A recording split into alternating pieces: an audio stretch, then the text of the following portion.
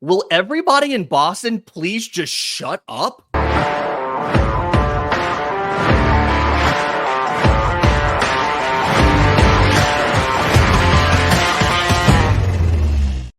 Yes, welcome on in to First Pitch for Wednesday, February 19th, your source of news, notes, and updates on Major League Baseball. I'm your host, Lindsay Crosby. You can follow me on Twitter at Crosby Baseball. He's Troy Brock, Troy B Baseball on Twitter as well.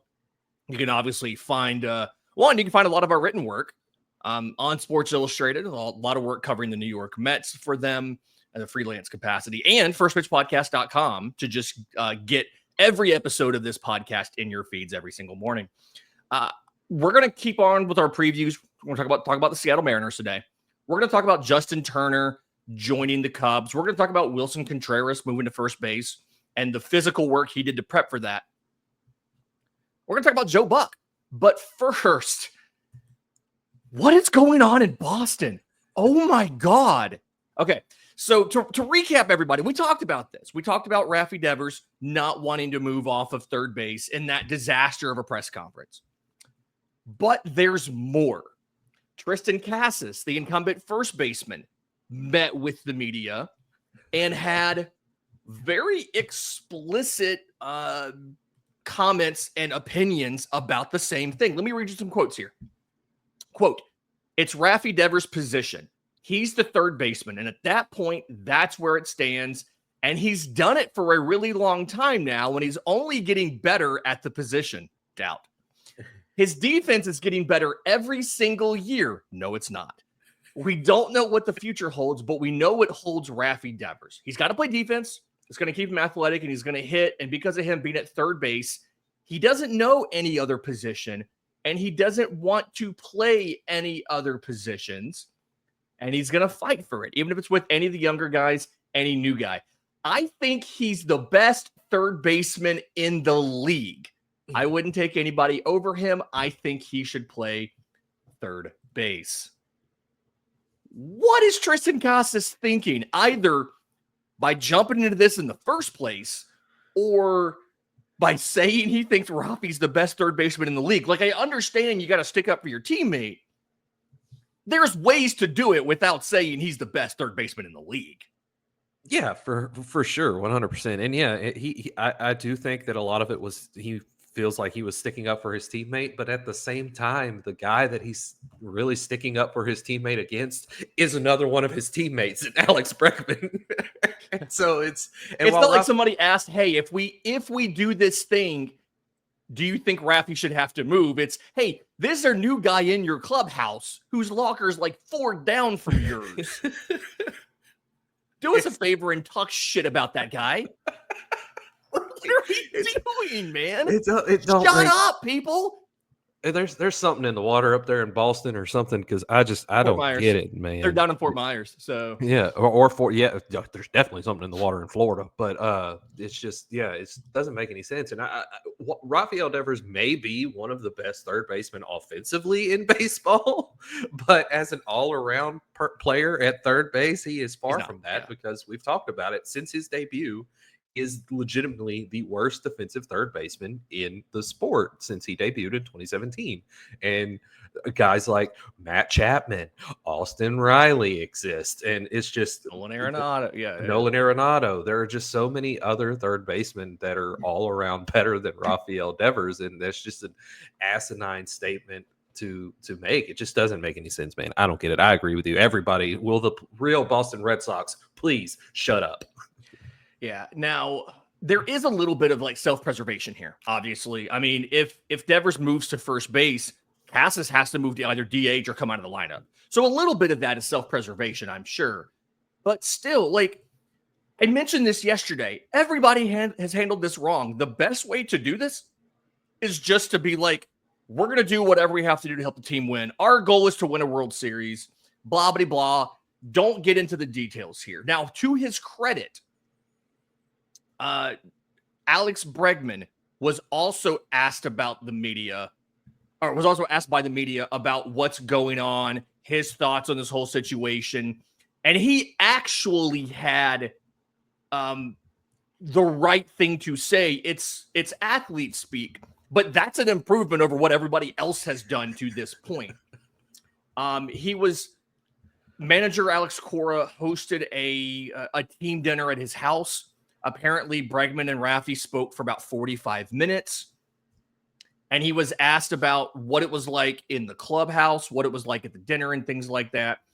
And he said, we've been having a lot of fun. We've been taking ground balls back here during our work together, talking about winning, talking about baseball, talking about being excited for the season. We all got together and had dinner last night. It's great. And then when they asked him specifically about, like, is he willing to move to second in deference to Devers, he said, I'm super excited to just be his teammate. He's a great player. I think everybody in the clubhouse is worried about winning, and whatever it takes to help the team win, that's all I'm focused on. I'll play wherever AC tells me to play. That is what you're supposed to do. Not all of this nonsense that everybody else did for the last couple days. And they specifically, they kept going in on Bregman, asking him, trying to get more inflammatory quotes like they got out of Devers, like they got out of Cassis. And they asked specifically about, what Devers said to the media. And Bregman, again, handled this really well. I think everybody here believes in their abilities. I think all of us believe that if we all put together a good effort this season, we have a really good chance of being a winning baseball team. I can only talk for myself. I'll play wherever it helps the team win. That's all any of you had to say. This whole thing could have been handled behind closed doors, you dummies. And that is why the Red Sox needed to sign Alex Bregman, because apparently nobody else in the clubhouse is enough of a leader to understand how to approach this situation. You resolve this disagreement, this difference in opinion internally, not litigate it through the media. Oh, yeah. And Alex 100%. Cora is part of that too. Cassis specifically said, I think Bregman should play second. That's a quote I just read right there. No. The guys will play wherever they need to play so that we can win. We just all want to win. That's what Cassis should have said. No, this should have never been this big of a story. Oh, right. 100%. And I did think about that yesterday, late in the show, when we were talking about the Athletics, about how this is a huge thing that has kind of been brewing in Boston really since they traded Mookie Betts. They haven't had a real veteran leader in that clubhouse since they traded Mookie Betts. And so they've got all these young guys like Rafael Devers, Jarren Duran, Tristan Casas, and they haven't been there the entire time, as Rafael Devers, of course. But Devers has been there since 2019. He's essentially the leader of the clubhouse, and he was in his early 20s. I mean, that's not a great way to brew a good team mentality with somebody in their early 20s making multi-hundred millions of dollars, trying to be the leader of a clubhouse and brew a good mentality in that organization. And it's an issue of the Red Sox's own doing from back then, and even now, bringing in Alex Bregman into the fold with just an already crazy infield situation, just making it even crazier. And that's not even to mention that they have two more infielders in AAA that are knocking on the door. It really feels like when there's an injury, right? Like somebody's going to get injured. This is all going to resolve itself. And it could be as soon as the season starts. It could be next week. It could be in May. But it feels like this is all going to not be an issue once they get on the field and somebody ends up tweaking an ankle, pulling a hamstring or something, and it's all handled. But it's just they handled this so poor. I hate we had to go off 2 straight days with this nonsense. But we'll be watching where guys play when they actually get on the field for their games. I think they start this weekend or maybe early next week. We'll see what happens. More guys joining teams. Justin Turner, 40-year-old Justin Turner, 1 year, $6 million deal with the Chicago Cubs, part of their fallback plan for not getting Alex Bregman. $2.5 million in incentives. Not confirmed by the club because he's still put in the physical, but this is something where he's played first base the last couple of years. You have to imagine, being a righty, he can fit in with the lefty Michael Busch at first. They didn't really have a backup there. They talked about using John Birdie a little bit there because John Birdie is a utility guy, but he did it a little bit in New York with the Yankees. And then he played third base for a long time. He's not going to be an option to start at third base, not at the age of 40, but they've got rookie Matt Shaw in the running for that. Now they can have Birdie and Turner as kind of like emergency options, safety nets. And then Shaw can probably learn quite a bit from Turner, a guy who played third base for a long time in the majors. Is this honestly probably end up being a better deal for them than getting Bregman simply because of the money that would have been involved for Bregman versus Turner and losing a draft pick to get Turner? Or I'm sorry, to get Bregman? Or is this just you're counting on the rookie to make it, but you have an emergency option if you need it?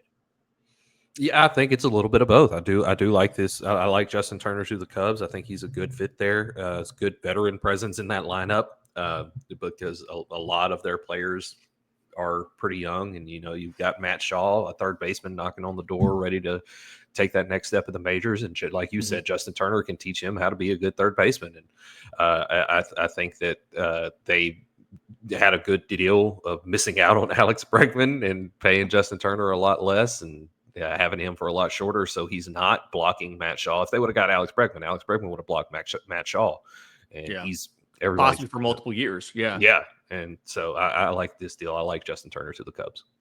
The thing for me, the Cubs were never going to get Bregman. Like, they were like fourth on the offer that they gave, and apparently one of the quotes or a source or whatever, one of the reports that came out was that they went like financially as far as they could go, and they finished like fourth. We talked about the Red Sox acting like a poverty program when they're really not. The Cubs, I think, are the biggest example of acting like they're broke boys when they should be one of the highest payrolls in baseball. Like, I don't understand why the Chicago Cubs can't run a payroll. Like, they're deathly afraid of the luxury tax. They frequently end up as like the third or fourth suitor when they try to sign some of these guys. And like, I honestly don't see any way that Kyle Tucker re-signs there because they're probably going to come in fifth in the bidding. They'll get a draft pick after he turns out a qualifying offer, but that's about it. It's just wild to me. Yeah, no, I'm right there with you. Their payroll is even after all they've done this all season, their payroll is still under $200 million for 2025, and they're one of their owners are rich, and they have some of the highest attendance in baseball every year because it's Wrigley Field and because it's the Chicago Cubs, and it doesn't make any sense. I don't think people understand how rich the Ricketts are. Joe Ricketts, he's the son of the founder of TD Ameritrade. He is worth $4.1 billion by himself. The family is worth like $6 or $7 billion.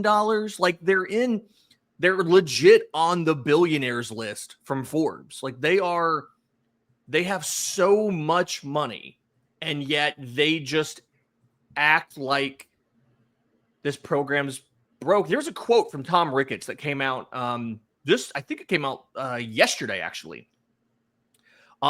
He was talking about the fans wanting the Cubs to spend more. Here we go. Quote, "They think somehow we have all these dollars that the Dodgers have or the Mets have or the Yankees have, and we just keep it," which isn't true at all. What happens is we try to break even every year, and that's about it.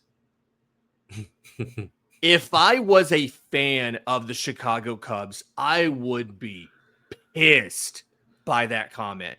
There is no reason to act as broke as they do when your family is worth billions of dollars. If the Cubs ran a deficit of $50 million in a season, that is a rounding error on the family's balance sheet. Yeah, I just saw crazy. That quote and I just had to pass it along. Oh yeah, it doesn't make any sense. It's crazy, man. They haven't been listening to Dave Ramsey because one of his basic rules is you got to give a good portion of your net worth, and they don't do that. So they should be tuning into the Ramsey show a little more often. There you go. Talking about the Cubs being broke boys, a guy that left and signed somewhere else, Willson Contreras, the brother of Brewers catcher William Contreras, the older brother. He's 32. He has reported to Cardinals camp, and he has put on weight. He's put on 12 pounds of muscle, so he's listed at 247 now that he's moving from catcher to first base. He got there early to like do work on these drills. He's played first base before. He has 11 games in the majors at first. The earliest were 2019, back when he was with the Cubs. So I want to say this is his third year of a 5-year, $87.5 million deal. Do you think that Willson Contreras as a first baseman is going to work out better for the Cardinals than Willson Contreras, the catcher, did? Yeah, I think so. Because it'll keep him on the field a lot longer. He's had injury issues throughout his career, and a lot of that stems from being a catcher. And directly to the catcher. Yeah, he was set up too close and got hit by a bat in a swing. Yeah, last year. Yeah, and so I think that keeping him on the field, because he's good offensively, and I think that will also help his offensive numbers because his legs aren't going to be as tired from crouching for 9 innings a day and 9 innings plus a day. And so I do like the move of him to first base, and I think it's going to be beneficial for both parties in the long run. Can we talk about just like the physical frames of some guys? Because there's a funny article from the beat writer for the Guardians on MLB.com talking about how he's at Guardians camp, he's like, you can definitely see a type because the pitchers 6'5", 6'6", they're all massive people that have massive fastballs and things like that.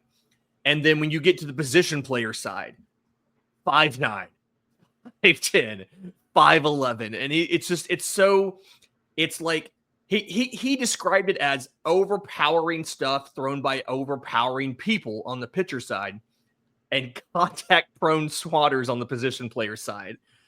This is like, it's just, you just never really think about these organizational preferences and things like that. But that's just kind of funny to me. I saw that. I wanted to share it. That's all I really had here. I just thought it was funny that all of their pitchers are massive and all of their hitters are not, because like the Braves are the opposite. Like Spencer Strider is 6 foot tall. He's listed at 6 foot. I'm not even sure.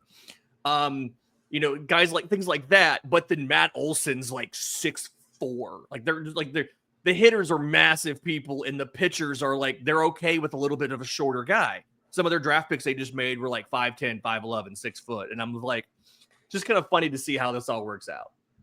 Yeah, it is crazy to think about. And with that being the case, I'd kind of like to see Aaron Judge step on the mound, see what kind of fastball he's got at 6'7".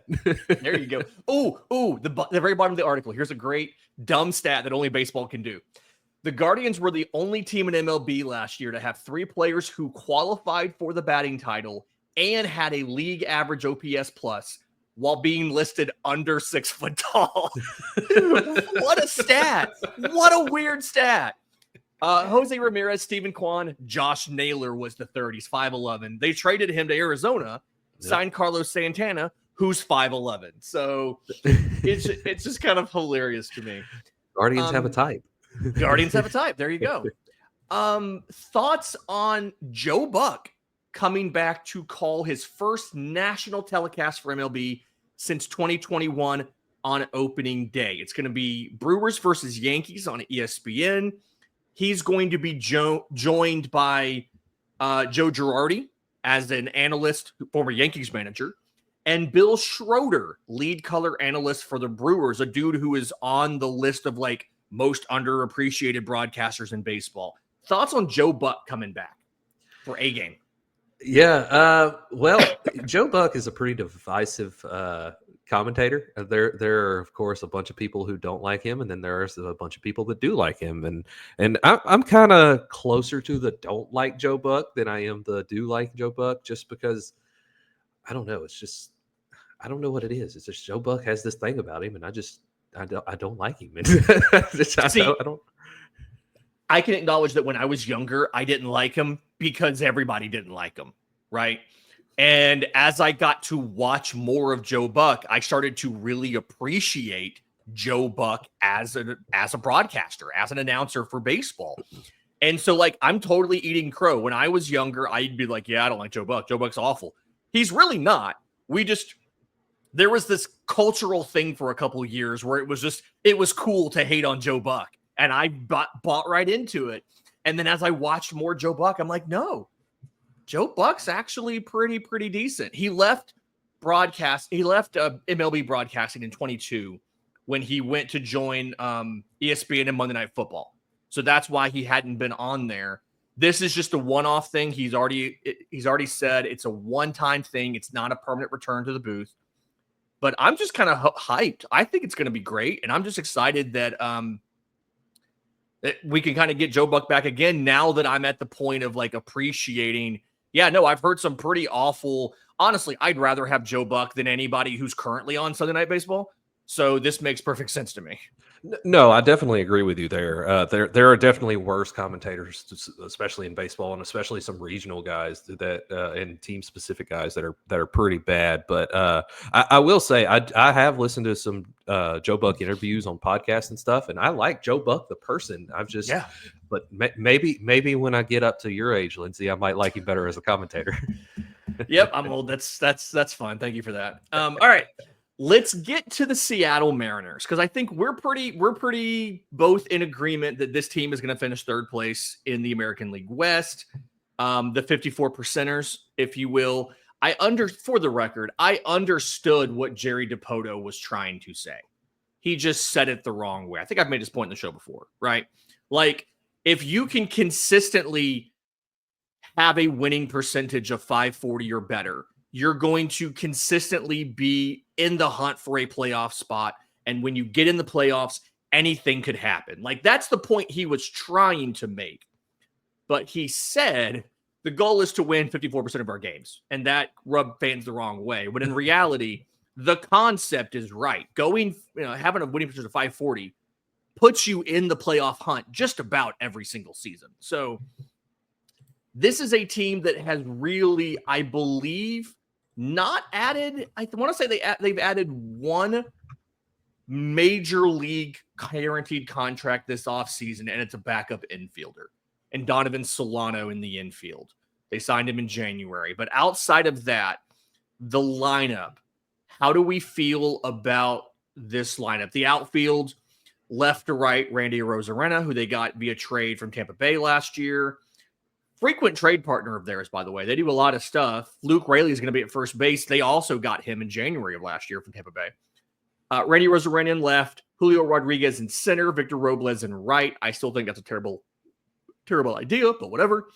As of right now, Fangraphs has Jorge Polanco at third, JP Crawford at short, Dylan Moore at second. I think Ryan Bliss might be better there, and Luke Raley at first, with Cal Raleigh, big dumper behind the plate, and Mitch Haniger is the DH. How do we feel about this lineup as of now? I think that out of all of the quote unquote playoff contenders, this is probably the worst lineup out of all of them, because it's pretty bad. I mean, you've got Victor Robles, who had a good year in 2024 leading off, and change of scenery guy, and immediately sign an extension. Good for you, buddy. Get your money. Is he going to live up to it again? I don't know. Exactly. Julio Rodriguez, I am nowhere near as high on him as probably anyone else that follows baseball, because he has consistently regressed year over year offensively since he debuted. Randy Arozarena, again, I am nowhere near as high on him as probably anyone else in baseball. He's exciting to watch and he's entertaining to watch, but that does not always mean good. He's it's like that meme where it's like, which player has this level of popularity but this level of skill? And it's Randy Arozarena every time. Right. But the lineup as a whole, I mean, their best hitter is probably their catcher, Cal Raleigh. So it's not a good lineup, especially when you want them to contend for a playoff position. To your note on Julio, OPS plus for his 3 years in the majors, 147, 130, 116. If I remember right, last year was one of those like dramatically different first half versus second half kind of things. He hit 267 in the first half with a 690 OPS. He hit 285 in the second half with an 818 OPS. And it's his giant extension that he signed adds different escalators and things where he can make a ton of money if he plays like an MVP. And I think that's probably the most team-friendly mega extension that we've seen, because it's not like he's going to make a lot of money, but a lot of that stuff in the back end, like the salary all the way through 2029, doesn't exceed like $20.2 million. And then a lot of that stuff in the back end is contingent on his performance. And I think that's probably ended up being the safest way you could have given this extension and could work out in the team's favor if he just never gets back to that rookie of the year thing. He is also only 24. So plenty of time, obviously. The infield kind of feels like it's an issue. Dylan Moore, Jorge Polanco at second and third. No, I don't have confidence in either one of them to be anything better than at best slightly below average. Your bench, Leo Rivas, Donovan Solano, Dominic Canzone, none of these guys are super inspiring. In the minors, you've got Ryan Bliss, who I said I think Schraube should be the starting second baseman. There's just not a ton of other. Miles Mastroboni, Brandon Gaudin of the Braves is sad that Mastroboni is no longer going to be coming through Atlanta. But there's a ton of great pieces in the farm system, right? Cole Young, Colt Emerson, Ty Pete. Really, it just, Michael Arroyo, Lazaro Montes, tons of great names in the farm system, but none of those guys are going to impact the team this year. And it just feels like this team needed to do more from an offensive perspective, especially in that ballpark, which suppresses offense, and they just didn't. And so you're just banking on another year of this absurdly amazing rotation keeping you competitive because you don't necessarily have the offense to reliably win games. It's just weird to me. Yeah, I don't get it either. They definitely needed to do a lot more than they did when, like you said already, all they did was add Donovan Solano, who was going to be a bench bat. So it's crazy. It doesn't make any sense. But can we talk about the rotation, though? Because holy cow. Yeah. This is a rotation. 4 dudes qualified for the ERA title. Logan Gilbert threw 4 guys made 30 starts. Logan Gilbert had 208 and 2/3 innings. Luis Castillo had 175. He's the old man. He's the only one over the age of 30. George Kirby had 191 innings. Bryce Miller had 180 innings. And then Brian Wu threw in 120 for good measure on 20-something starts. They don't have their depth starters is Emerson Hancock and a bunch of NRIs. But with these 5, you're in any series that you play. You're comfortable with almost any combination of these guys in a playoff series. I just don't know if you have enough offense to make it matter. Yeah, for sure. Where I said the lineup is probably the worst out of all the playoff contending teams, this rotation is one of the best out of all the playoff contending teams. It's insane how good they are.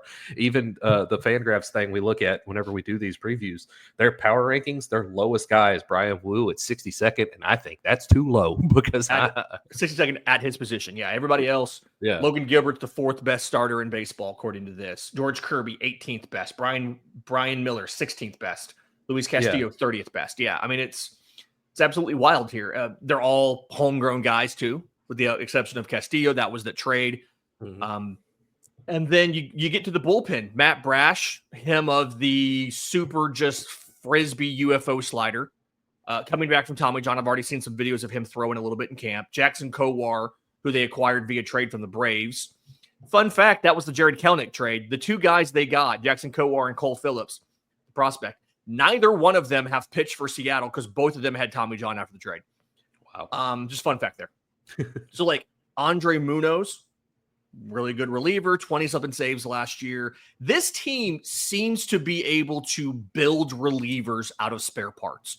I do think if you notice a lot of the trades that Seattle ends up making, they're shipping out relievers that they made. They just created they gave these dudes some sort of outlier pitch. The best ones, like a Matt Brash, stay with them. The rest of them, they can just move them on. And Matt Brash was a trade acquisition back in 2020.